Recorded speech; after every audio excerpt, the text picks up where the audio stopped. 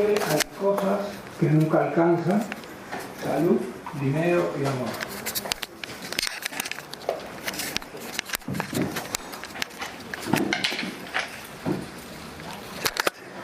Bueno, buenas noches. ¿Se escucha bien? ¿Se escucha bien? Sí. Bueno, buenas noches. Espera que si no me voy a acoplar.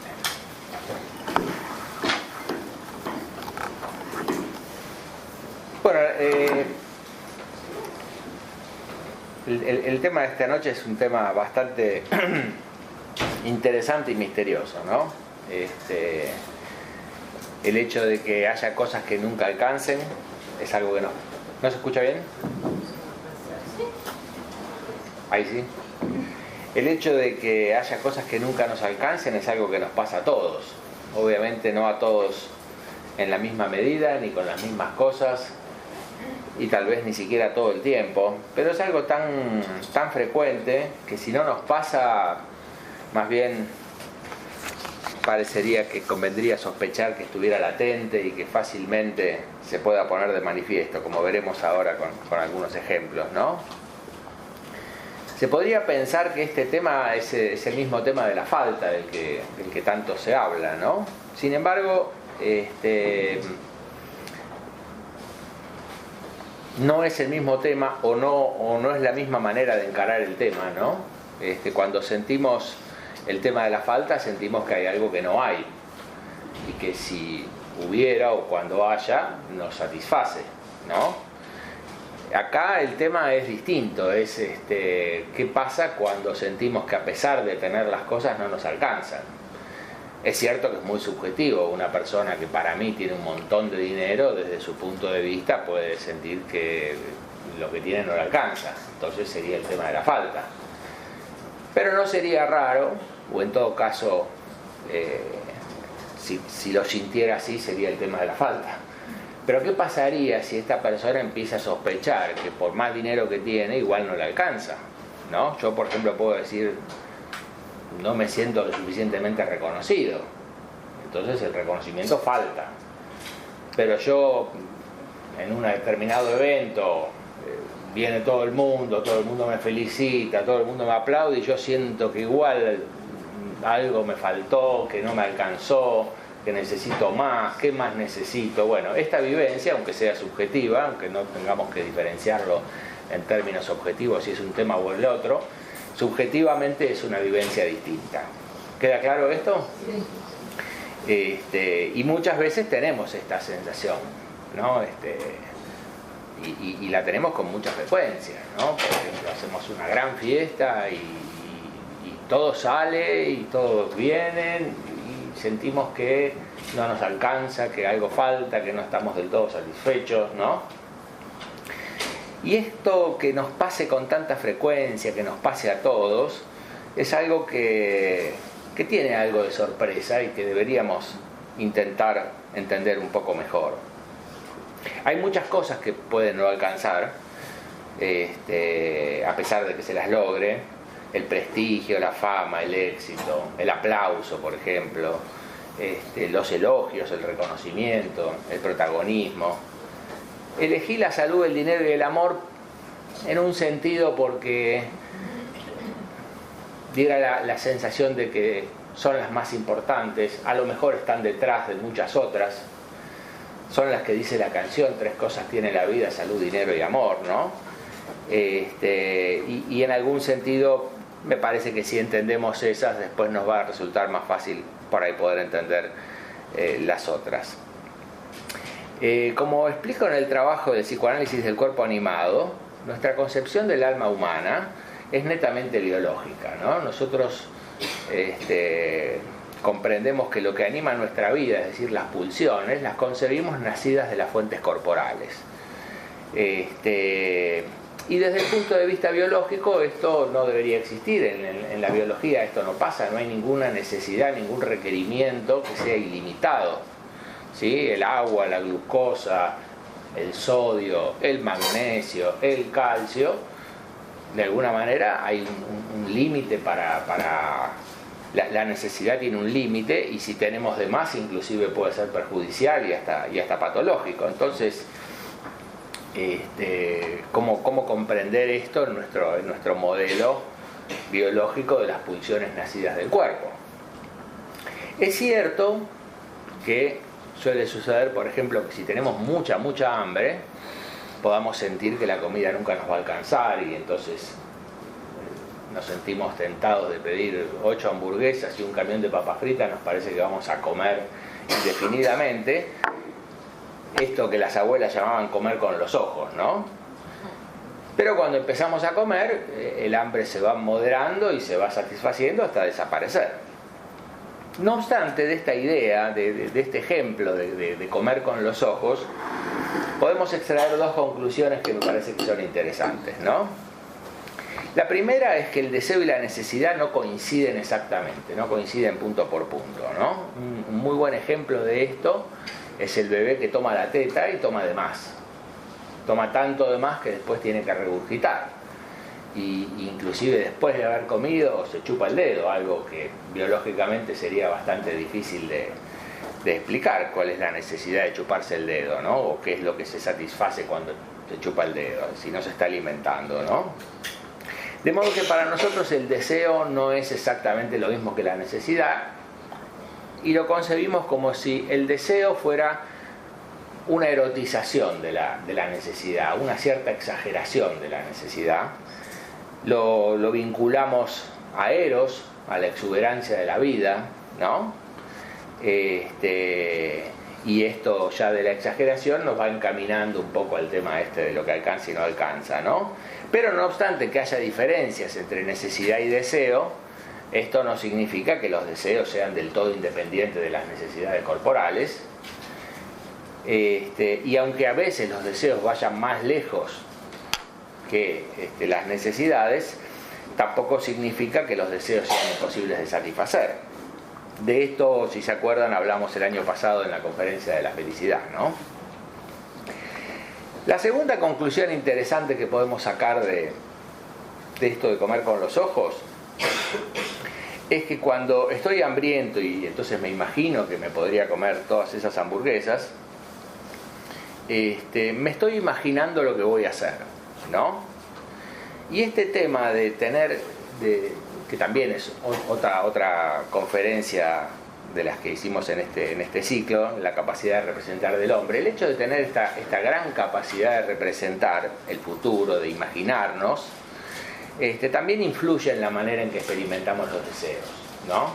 Inclusive tener una representación demasiado concreta de los deseos muchas veces compromete la posibilidad de satisfacerlos, ¿no? Si yo tengo hambre y voy a comer, es más fácil de satisfacer que si yo hoy estoy con ganas de comer una cosa súper específica. Cuanto más específica es esa cosa, más posible es que no la encuentre y me sienta desilusionado con lo que encuentre, ¿no? Entonces también el hecho de que nosotros tengamos esta capacidad de representar tan grande afecta a nuestra manera de desear, y esto también forma parte de esta ecuación donde, si bien tiene un montón de ventajas esta capacidad de representar, también nos compromete muchas veces la posibilidad de la satisfacción, ¿no? Volviendo ahora al tema de las cosas que nunca alcanzan,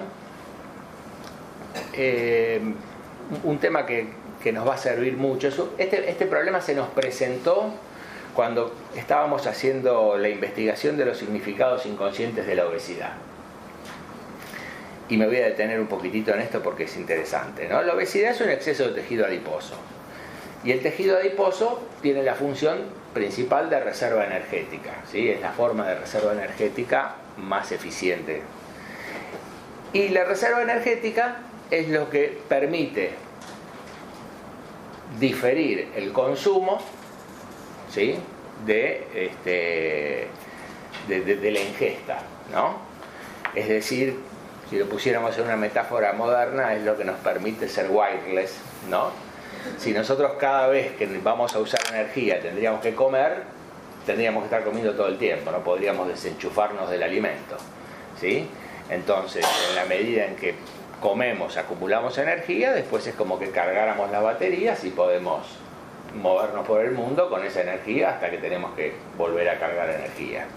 Además, nosotros carnívoros tenemos el problema de que la disponibilidad del alimento no es continua, no es como las vacas con el pasto, que el pasto está ahí, no ofrece resistencia. Nosotros tenemos que poder encontrar la presa, cazarla, ¿no? Y entonces, cuando conseguimos, cuando hay, tenemos que reservar para cuando no haya. Y fíjense cómo otra vez acá aparece esta idea de imaginarnos que mañana a lo mejor no hay, ¿se entiende? Entonces otra vez aparece esta idea vinculada al tema de la reserva, la expectativa con respecto al futuro, ¿sí? Entonces el problema que se nos presentó cuando queríamos investigar los significados de la obesidad es que era difícil dar una definición, porque evidentemente la obesidad es una patología. Pero resulta que lo que sucede en la obesidad es que esta reserva energética se da en un grado de exceso superior, pero no hay ningún mecanismo alterado. La reserva es completamente normal, ¿se entiende? Entonces, ¿por qué un sujeto reserva más que otro? ¿No? Y para poder decir que un sujeto reserva de más, su reserva es exagerada, en tanto el sentido de esta reserva está en el futuro, y el futuro no lo podemos conocer, entonces, ¿cómo podemos decir que es exagerada? ¿Se entiende? Voy a poner un ejemplo. Si nosotros hiciéramos un listado de los presentes y dijéramos quiénes tienen obesidad, es decir, quiénes tienen una reserva exagerada y quiénes no, podríamos, fácil, no es tan difícil, podría ser fácilmente, ¿no? Quiero decir porque la obesidad es fácil de diagnosticar, se requiere un espejo, no una balanza, ¿no? Pero si imagínense que se derrumbara este edificio y nos quedáramos atrapados, ¿sí? Y tardaran 5 o 7 días en sacarnos, a lo mejor los que pensamos que estaban sanos se murieron, y los que tenían una reserva exagerada, según nosotros, son los que lograron afrontar esa vicisitud, y entonces se demostró que ellos tenían la reserva adecuada y los otros, y ustedes no. Yo la tenía adecuada. ¿Se entiende? Entonces, obviamente que esto no pretendía cuestionar que la obesidad sea una patología, sino que pretendía hacer la pregunta correcta, ¿no? Esta cuestión de la cantidad nos dejaba con una sensación de ambigüedad. Y la pregunta correcta era, ¿por qué mientras un sujeto siente que su reserva energética es suficiente, otro siente que no la alcanza y que nunca le va a alcanzar? Y ya ven que el tema nos acerca, ¿no? ¿Por qué mientras una persona se imagina un futuro benévolo y abundante, y otra persona se está imaginando una hambruna interminable? ¿Se entiende? Entonces el motivo de la obesidad no estaba en los mecanismos, sino en las fantasías, por decir así, ¿no?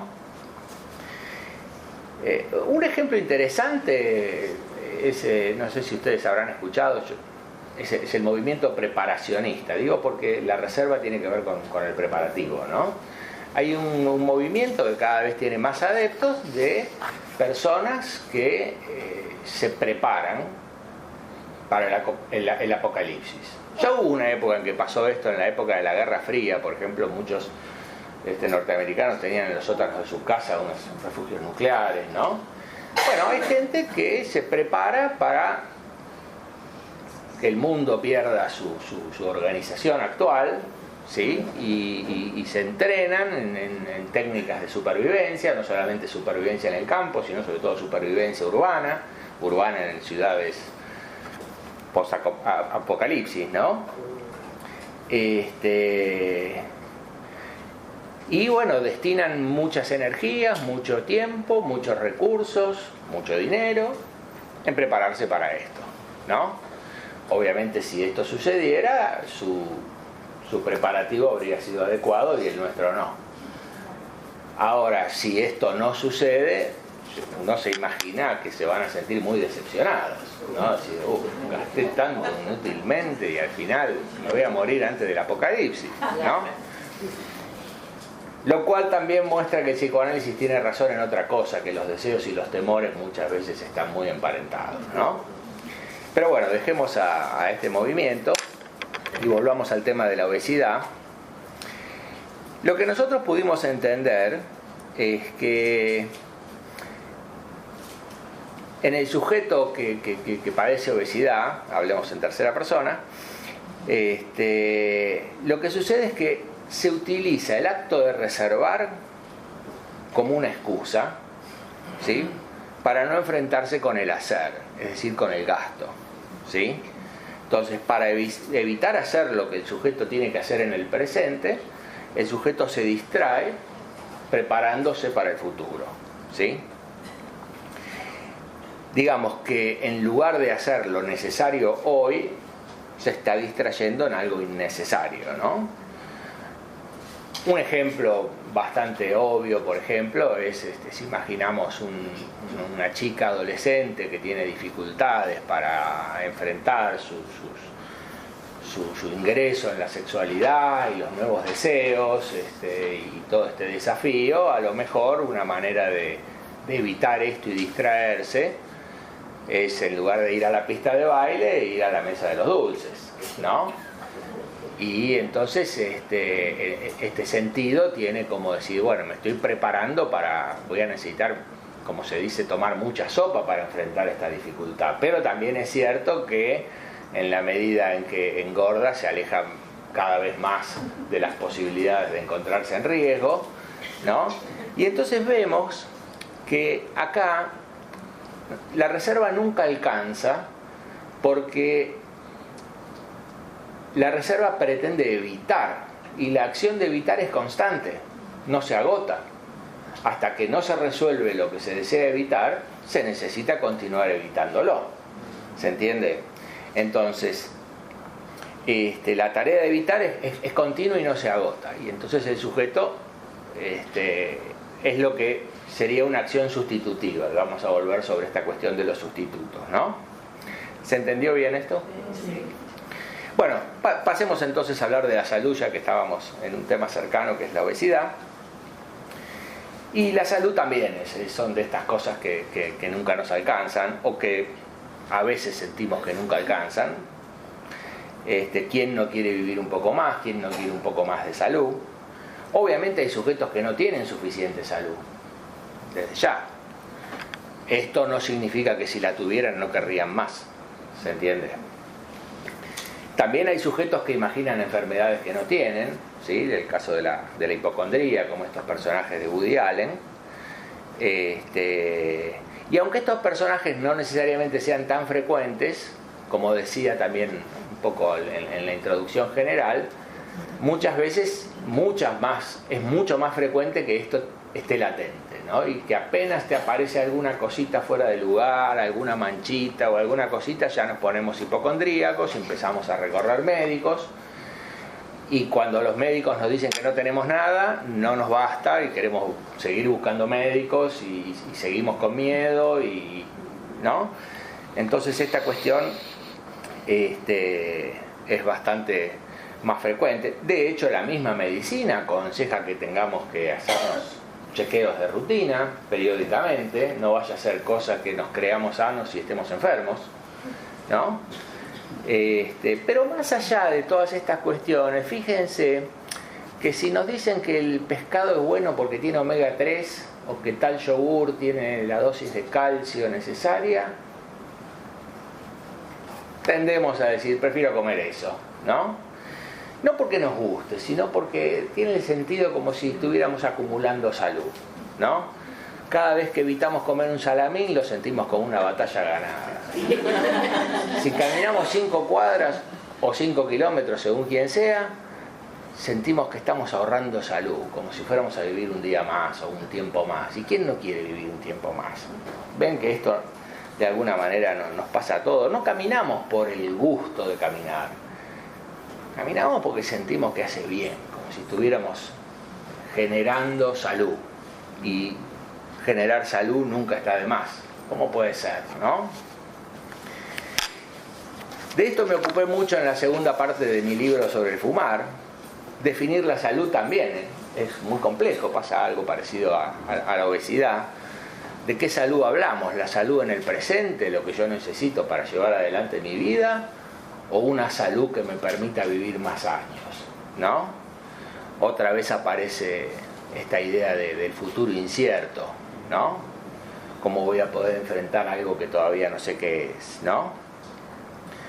Entonces tampoco está muy claro qué salud buscamos, ¿no? Después está la salud del paciente, la salud subjetiva, la salud nuestra, la que sentimos, pero también está la salud que determina el médico y que no es la que nosotros sentimos. Entonces nos podemos sentir bien, pero nos informan que no estamos bien. De ahí los chequeos de rutina, que si uno dijera si me siento bien no tendría que hacer nada. No, pero lo tengo que hacer porque a lo mejor, ¿no? Y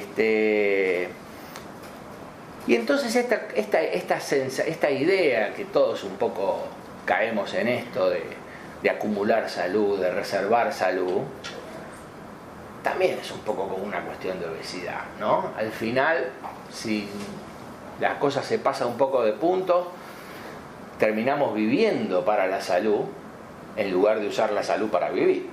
¿Se entiende la gran diferencia? Bueno, de estas cuestiones, como les decía, ya un poco me ocupé y el sentido no es hablar ni de la salud, ni del dinero, ni del amor en sí, sino de por qué estas cosas no alcanzan, así que pasemos un poco al dinero y después vamos a ir centrándonos más en la cuestión. ¿Qué decir del dinero? ¿Quién no quiere un poco más? ¿Quién siente que le sobra y que tiene suficiente? ¿No? Otra vez, que haya gente que no le alcance y que no tenga lo necesario, puede ser, pero no significa que si lo tuviera ya estaría tranquilo, ¿no? Es cierto que hay gente que tiene muchísimo dinero y que tiene tanto dinero que hay cosas que por dinero no las haría. Pero también es cierto que ese dinero lo tiene invertido y se fija dónde lo invierte y se ocupa y habla de ganarle a la inflación, quiere hacer buenos negocios, ¿no? No es raro esto, ¿no? ¿No sería más natural decir que tendría que ser al revés? Si una persona tiene mucho dinero, ya no pensar más en el dinero, ¿sí? En la película Forrest Gump, cuando Forrest Gump se entera de que es millonario, dice mejor, un problema menos, ¿no? Pero claro, Forrest Gump es tonto, ¿no? Pero hagamos el siguiente ejercicio. Nosotros por ahí decimos, sí, bueno, a mí no me vendría mal un poco más de dinero, además el futuro es incierto, siempre lo mismo, ¿no? Imagínense que nos ganáramos la lotería, un montón de dinero, todo junto, mañana. ¿Qué piensan ustedes? ¿Que comenzaríamos a pensar menos en el dinero o más en el dinero? Probablemente más. Empezaríamos a pensar qué hago, ladrillos, dólares, bitcoins, criptomonedas, y distraeríamos un montón, nos distraeríamos de un montón de las cosas que estamos haciendo para tener más. No es raro, ¿no? Además que la falta de dinero no es tan mala, ¿no? Si, digamos, la necesidad del dinero es un estímulo poderoso, ¿no? Por ejemplo, es cierto que no siempre funciona así, pero por ejemplo nos obliga a tener que despertarnos todas las mañanas, nos obliga a estar sanos. Si no tenemos reserva, no podemos suspender un día de consultorio, entonces antes de suspender un día de consultorio tenemos que estar muy mal, ¿no? Y entonces nos obliga también a estar sanos, nos obliga a ser más eficientes, nos obliga a ocuparnos mejor de nuestras tareas, de nuestro trabajo, a rendir mejores servicios, ¿no? Pero claro, la falta de dinero es un estímulo poderoso, pero en general tendemos a preferir la seguridad que el estímulo, ¿no? Tema del que me ocupé también al hablar de la dificultad, ¿no? Y bueno, y con el dinero también está esta cuestión del futuro, qué sé yo, si viene el apocalipsis, voy a necesitar tener más recursos, ¿no? O no, porque a lo mejor el dinero ya no sirve. Entonces, ¿qué tengo que hacer? ¿No? Propiedades. Bueno, una de las cosas más interesantes que se ha dicho sobre, o más reveladoras que se ha dicho sobre el dinero, la dijo Freud. Ustedes saben que para el psicoanálisis los deseos del adulto son retoños, esta palabra que usaba Freud, son resabios, ¿no? de los deseos de la infancia, ¿no? Como si quizás no en todo, pero en una parte muy importante de nuestra alma, es como si todavía quisiéramos satisfacer aquellas cosas de niños.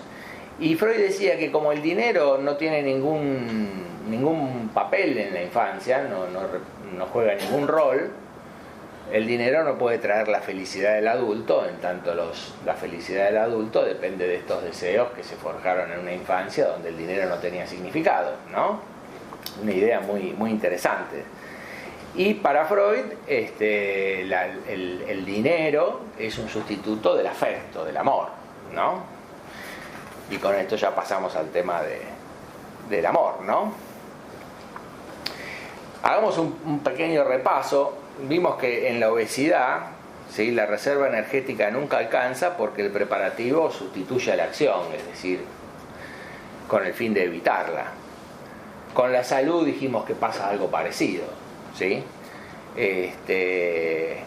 Como no estamos tan seguros de estar haciendo la vida que queremos, sentimos que nos estamos gastando la salud inútilmente y entonces necesitamos tener más por si descubrimos qué es la vida que queremos hacer, o cuando nos animemos a hacerlo, cuando podamos, ¿no?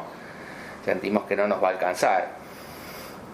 Y con el dinero acabamos de decir esta cuestión. Claro, creemos que queremos dinero, pero en realidad queremos otra cosa. Entonces, por más que acumulemos dinero, no vamos a estar felices. Lo que queremos es el amor. Pero entonces, si el dinero no nos alcanza, porque en realidad el dinero es un sustituto del amor, ¿por qué cuando buscamos el amor tampoco nos alcanza? ¿No? Porque qué duda cabe de que quién se siente suficientemente querido, quién tiene tanto cariño que no necesita buscar más, ¿no? ¿Quién no está esperando el día de su cumpleaños y secretamente anota quiénes llamaron, quiénes no llamaron, quiénes trajeron regalo, quiénes no? ¿Se entiende? ¿Quién rechaza recibir una demostración de afecto, ¿no? Y lo llamativo de esta cuestión es que el amor que no alcanza es solamente el que recibimos, no el que damos. El que damos sí, ¿no? Por ejemplo, con nuestros hijos uno dice, bueno, el cariño que uno tiene por sus hijos es inmenso, ¿no? Ni siquiera suficiente, más que suficiente, ¿no? Pero vemos que nuestros hijos no lo sienten así, se buscan nuestro afecto, buscan las demostraciones, se celan entre hermanos para tener la preferencia, el protagonismo, el reconocimiento. Muchas veces nos reprochan. Ciertas actitudes nuestras para ellos son inequívocos, signos de que no los queremos, o que no los queremos lo suficiente, o que no los queremos bien, ¿no? Y nosotros decimos, bueno, ¿qué más quieren? ¿No? Pero si ahora nosotros mismos cambiamos y nos ponemos de hijos y pensamos en nuestros padres, y siempre vamos a sentir que nuestros padres nos podrían haber dado más, nos podrían haber querido mejor, nos podrían haber comprendido mejor, nos podrían haber ahorrado ciertos sufrimientos, ¿no? Y sentimos que, y si tenemos hermanos, es también muy frecuente que sintamos que a nuestros hermanos los quisieron mejor o más o de otra manera, ¿no? Y fíjense qué llamativo, porque ¿qué cosa peor puede haber que sentirse poco querido, ¿no? Que sentirse falto de amor. Por más larga que sea una vida y con más dinero que esté en esa vida, si nos falta amor, es como si faltara lo más importante. Entonces, qué peor cosa que no sentirse querido, ¿no?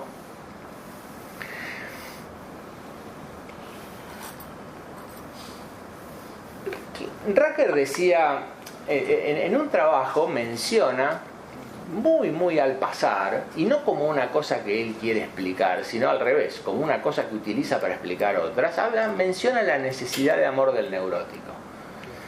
No lo vuelve a mencionar, que yo sepa, y tampoco es algo que lo he visto como concepto psicoanalítico, ¿no? Pero es muy interesante que lo haya dicho así y que todo el mundo lo entienda, además, ¿no? Como si fuera una cosa bastante obvia, ¿no? Como si un rasgo característico, algo que define a la neurosis, ¿sí? Quizás su rasgo más definitorio es que el neurótico tiene una necesidad de amor excesiva, se entiende por el contexto de la frase, ¿no? Desmesurada, inagotable, ¿no? Ninguna de estas cosas dice Racket, pero cuando dice la necesidad de amor del neurótico se entiende como que esto es como si fuera la obesidad del afecto, ¿no? Bueno, pero ¿qué es la necesidad normal del amor, ¿no? ¿O acaso somos todos neuróticos, ¿no? ¿Se entiende? ¿Seremos todos neuróticos? Si pensamos lo que decíamos antes del deseo como una erotización de la necesidad, podríamos entender que uno tenga la necesidad de amar con A, como verbo, como acción. A lo mejor en la exuberancia de la vida, yo necesito amar a alguien, dar amor. Pero recibir amor, si lo pensamos en términos de qué función se está satisfaciendo cuando nos aman o cuando nos sentimos amados, es difícil de explicar así, ¿no?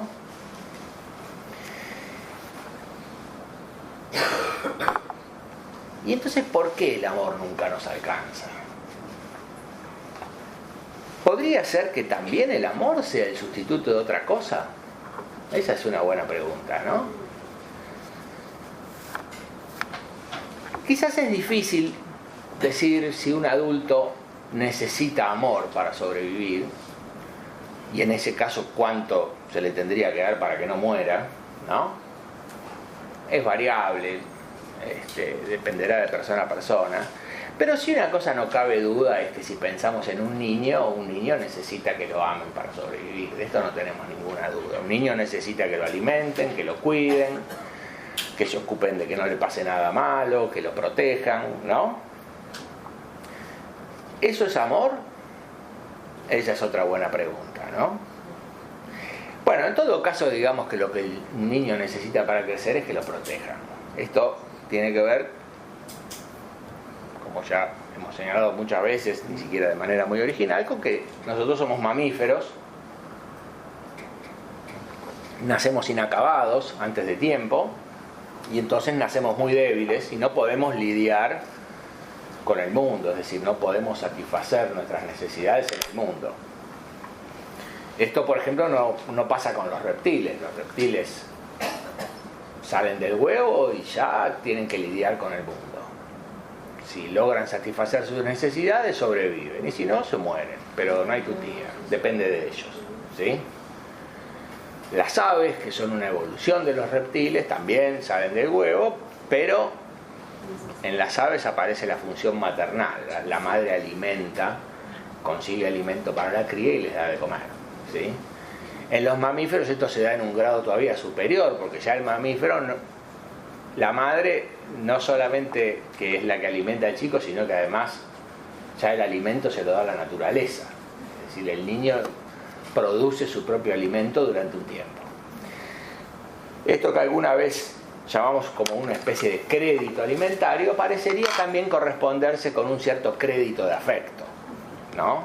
Es como si cuando uno nace no solamente lo está esperando su alimento, sino que también parecería darse por sentado que hay un cierto afecto. Y esta idea es interesante porque fíjense que los cachorros de mamíferos despiertan ternura, ¿no? No solamente en nosotros, es cierto, hay animales que se comen los cachorros de mamíferos de otros animales. Nosotros, por ejemplo, no comemos un lechoncito, pero no lo vemos, ¿no? Pero despiertan una cierta ternura, ¿no? Y nos parece que es más difícil matar un cachorrito que matar al adulto, cuando debería ser al revés. Esto nos pasa también un poco con las aves, con los pichones, no cuando salen del huevo, que son muy parecidos a los reptiles, pero sí un poco después. Pero no nos pasa con los reptiles, por ejemplo, ¿no? Entonces fíjense cómo esta idea de alguna manera parece tener esta cierta armonía entre este crédito alimentario y este crédito de amor, ¿no? Y nosotros sentimos que lo menos que se espera cuando nacemos es que nos quieran. Si no me querían, ¿para qué me tuvieron? Decimos, ¿no?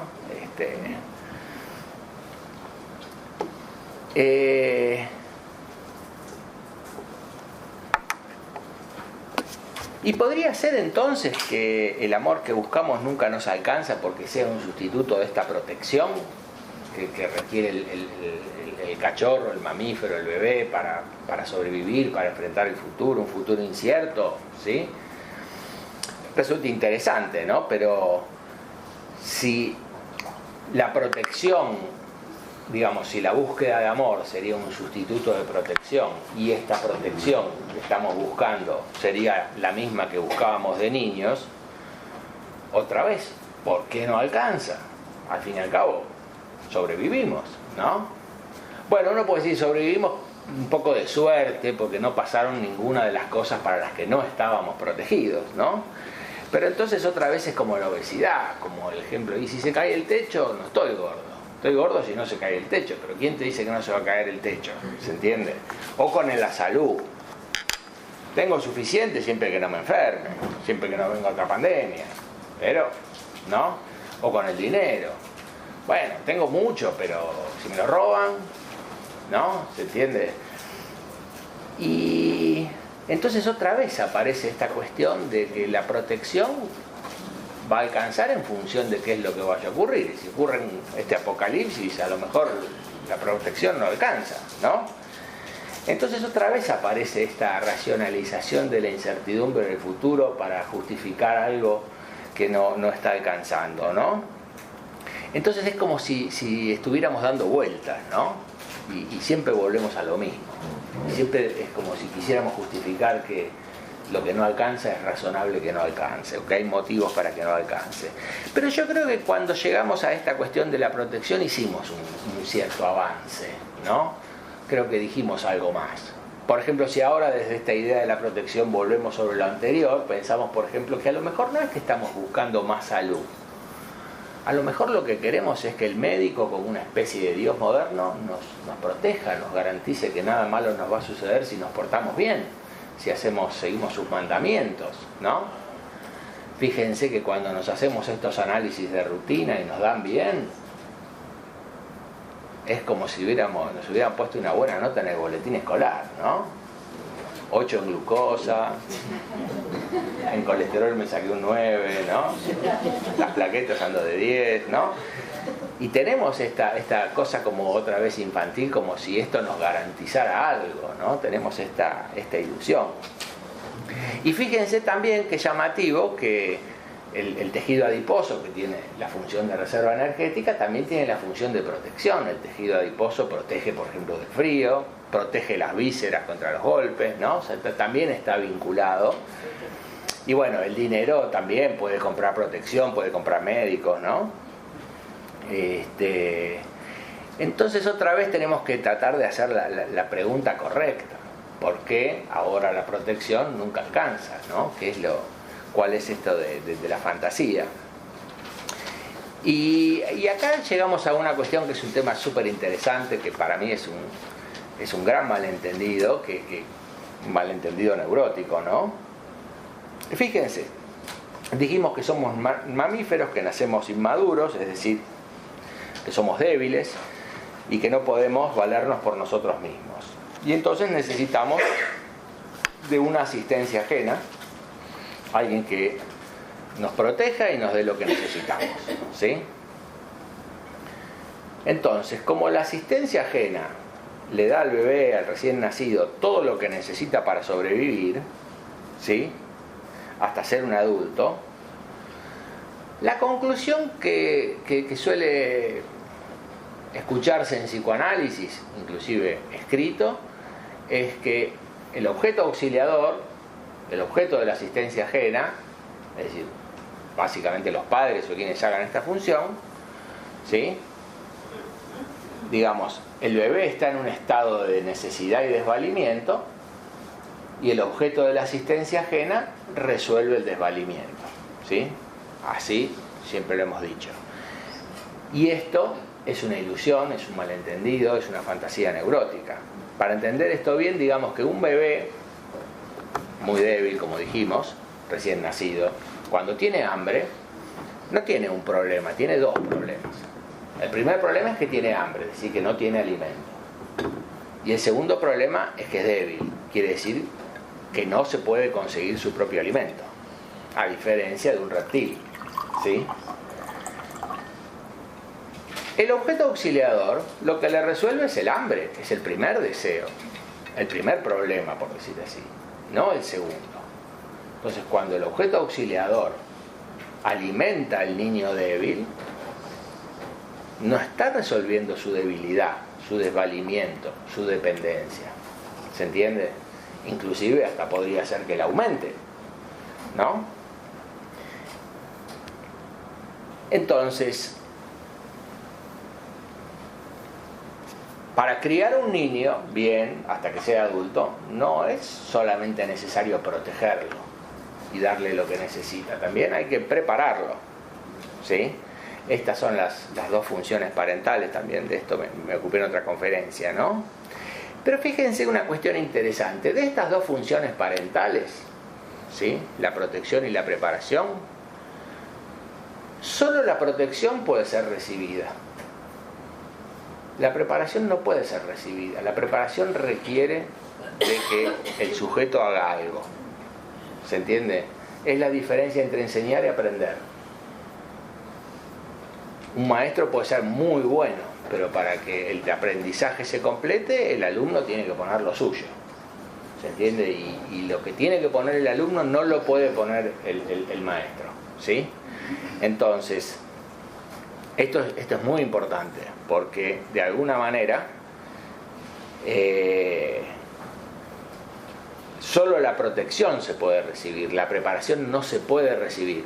La preparación el sujeto la tiene que hacer, con la ayuda de los padres, pero los padres tienen un papel igual que el maestro y el alumno. No vale la pena, creo que quedó claro, ¿no? Por ejemplo, si queremos enseñarle a un chico a andar en bicicleta, ¿cómo se le enseña? En última instancia lo tiene que poner arriba de la bicicleta y pedalear.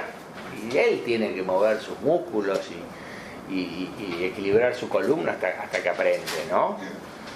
Por ejemplo, un chico muy obediente, que uno le explica cómo se tiene que tirar de cabeza en una pileta, en general suele fallar por exceso de protección. Es decir, cuando llega el momento de tirarse, el tipo, en lugar de tirarse de cabeza, tira de panza, porque tiene miedo a golpearse, ¿no? Entonces la preparación también requiere de que el sujeto ponga lo suyo, corra un riesgo, ¿sí? De alguna manera sufra, se frustre, no le salga, ¿sí? Entonces la preparación, que implica que el sujeto algo tiene que hacer, ¿sí? Implica tolerar la frustración, implica asumir el riesgo, ¿sí? Entonces, frente a esta dificultad de tener que pasar por la frustración, o que tolerar la frustración, o correr un riesgo, parece bastante comprensible que el sujeto, en este caso un niño, pudiera pensar, pero si mis padres me resuelven todo, ¿por qué no me resuelven esto también? ¿No? Si me dieron el alimento que necesitaba, ¿por qué no me dan también la capacidad de conseguirlo? ¿Sí? ¿por qué no me dan lo que necesito? ¿Por qué me hacen sufrir o por qué estoy sufriendo? Si estoy sufriendo es porque no tengo lo que necesito, y si la función de la asistencia ajena es darme lo que necesito, no me están dando lo que necesito, ¿sí?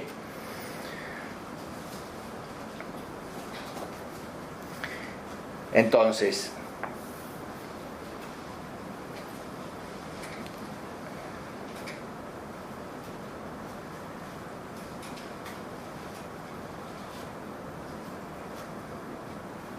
fíjense que cuando nos sentimos frustrados, cuando las cosas no nos salen o cuando nos sentimos débiles, en general tenemos esta situación de esta sensación de decir, ¿por qué no me hicieron más fuerte? ¿Por qué no me criaron mejor? ¿Por qué mi padre no me obligó a estudiar? ¿Por qué no me dieron un buen consejo? ¿No? Otra vez ponemos la cuestión afuera, como si la cuestión estuviera en lo que recibimos y no en lo que teníamos que hacer, ¿sí? Entonces, Esta pregunta solamente admite dos posibilidades, ¿sí? ¿Por qué no me dan lo que necesito? Tiene dos posibles respuestas. La primera es porque no pueden. Por ejemplo, porque no es dable, porque no es posible, ¿sí? La primera es porque no pueden y la segunda es porque no quieren, ¿sí? ¿Cuál elegirían ustedes? Bueno, depende. Depende con cuánta urgencia necesitemos, cuán débiles nos sintamos, ¿sí? Si nos sentimos fuertes podemos decir, bueno, no me dan porque no pueden, pero si nos sentimos muy débiles y muy necesitados, decimos, no me dan porque no quieren, ¿sí? Si elegimos la primera respuesta porque no pueden, entonces lo que necesitamos dependerá de nosotros. Si lo conseguimos lo tendremos, y si no lo conseguimos, ajo y agua, y esto hay que poder aguantar, y para poder aguantar hay que ser fuerte, ¿sí? Si elegimos la segunda respuesta, es decir, no me dan no porque no pueden, sino porque no quieren, fíjense que este no quieren rápidamente se transforma en ¿qué? En no me quieren, ¿no? Bueno, elegir esta respuesta, evidentemente, en lo inmediato es fácil, es bueno, la culpa queda afuera, yo soy inocente, ¿no? Pero elegir esta respuesta tiene un precio que es muy alto, ¿no? Claro, si yo pienso que no pueden, todo depende de mí, como dice Nanni Moretti en la película Caro Diario, si depende de mí estamos jodidos. Pero si yo elijo que no me dan porque no quieren, no está todo perdido. No es que no pueden, es que no quieren. Entonces ahora es cuestión, lo importante es que pueden. Eso es lo importante. Ahora, el que no quieren, tenemos que ver cómo lo negociamos, ¿no? Y básicamente hay dos estrategias para negociar estas cosas. Una es la alegación de justicia, no es necesariamente justicia, pero es yo hago todo lo que vos querés y vos después haces todo lo que yo quiero. Como vos sos más fuerte, el negocio cierra, ¿se entiende? Entonces, ¿qué tengo que ir a misa todos los domingos? Sí, pero después no me va a pasar nada, ¿no? ¿Se entiende? La otra estrategia es la misericordia. No sé si puedo hacer lo que vos me pedís, pero sufro y lo necesito. Apiádense de mí. Somos mamíferos, ¿no? Bueno, el resultado de haber elegido esta segunda opción, no quieren, que se transforma en no me quieren, tiene un precio muy alto. Por el lado de la justicia nos terminamos sometiendo a una persona a la que sentimos que es mala, severa y cruel, y que nos pide que hagamos todo lo que ellos quieren y nunca hacen lo que nosotros queremos. Si elegimos el camino de la misericordia, casi peor, porque entonces ahora para convencer al objeto de que quiera tenemos que sufrir, y entonces ya no podemos gozar, o por lo menos no podemos gozar en voz alta, ¿sí? Entonces empezamos a privilegiar el sufrimiento por sobre el goce, lo cual trae consecuencias. Y por otro lado, fíjense que antes dijimos que una de las peores cosas que nos podrían pasar es no sentirnos queridos. Bueno, al haber elegido esta segunda opción, de no es que no pueden, sino que no quieren, y no quieren porque no me quieren, ahora me siento poco querido. Y esto me lo hice a mí mismo. ¿Se entiende? Fíjense qué tragedia. Esto es algo que yo me estoy haciendo a mí mismo, ¿no? Y encima inútilmente, porque si ni siquiera con esto, si verdaderamente no pueden, por más que yo diga no me quieren, si no pueden no van a poder, ¿se entiende?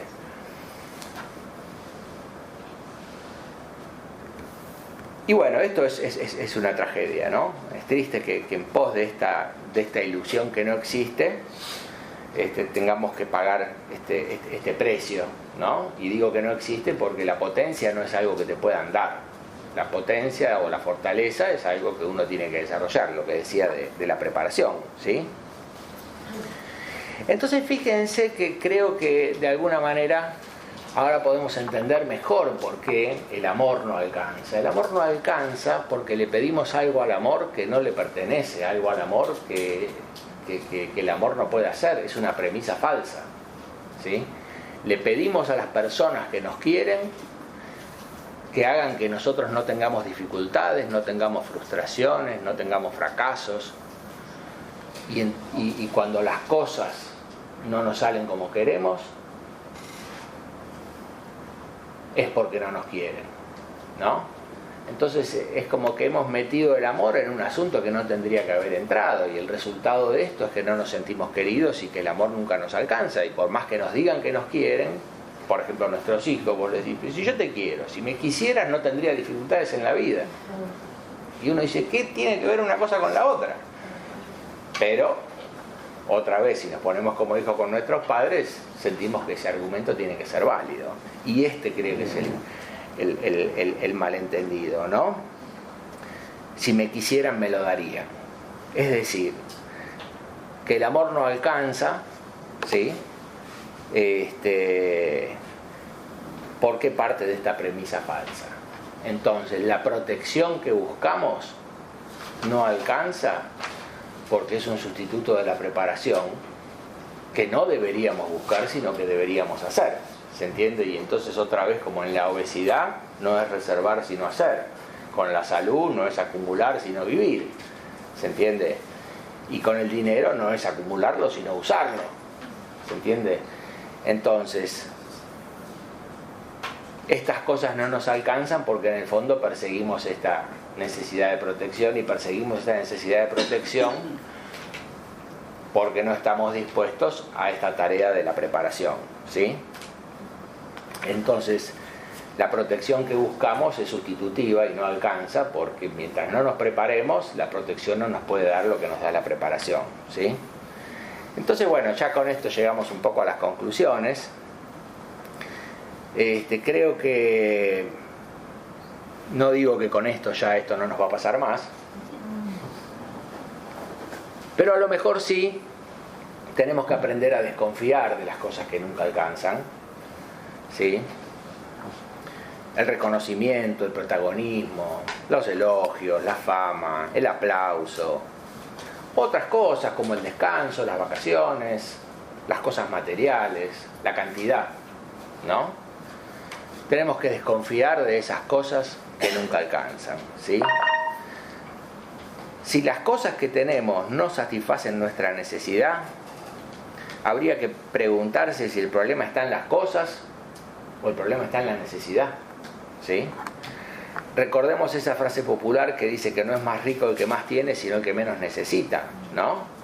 Y si no podemos tener más, o si teniendo más el problema no se soluciona, entonces a lo mejor podríamos intentar necesitar menos, ¿sí? Inequívocamente, necesitar mucho es un signo de debilidad. Es un signo de que no podemos soportar la frustración. Entonces, si nos fortalecemos, a lo mejor no podemos tener más, pero sí podemos necesitar menos. ¿Se entiende? Y también es cierto que si adoptamos esta actitud de si me quisieran me darían, si me quisieran podrían, ¿sí? También nos empioja la relación con los demás. En cambio, si nosotros asumimos nuestra propia adversidad y dejamos a nosotros en paz, seguramente vamos a obtener, no sé si más, pero mejor de los otros, o por lo menos vamos a tener un mejor vínculo, ¿no? Y cuando nos sentimos débiles, no podemos sentirnos valiosos. Entonces, si por debilidad estamos buscando que nos valoren, primero no lo vamos a lograr. Y segundo, si lo logramos, vamos a sentir que no lo merecemos. Porque para merecerlo tenemos que ser valiosos. Y para ser valiosos tenemos que tener valor, es decir, tenemos que tener valentía, como el chico que se tiene que tirar de cabeza. ¿Se entiende? Asumir el riesgo. Entonces, mientras haya debilidad,